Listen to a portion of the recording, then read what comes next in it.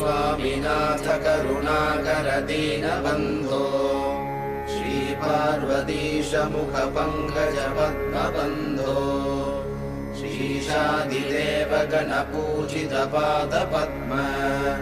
वल्लीसनाथ मम देहि करावलम्बम् देवादिदेवनुत देवगणाधिनाथ देवेन्द्रवन्द्य मृदुपङ्कज मञ्जुपाद देवर्षि नारद मुनीन्द्र सुगीतकीर्ते वल्लीसनाथ मम देहि करावलम्बम् नित्यान्नदान निरताखिल रोगहारिन् तस्मात् प्रदान परिपूरित भक्तकाम श्रुत्यागम प्रणव वाच्य निज स्वरूप वल्लीसनाथ मम देहि करावलम्बम्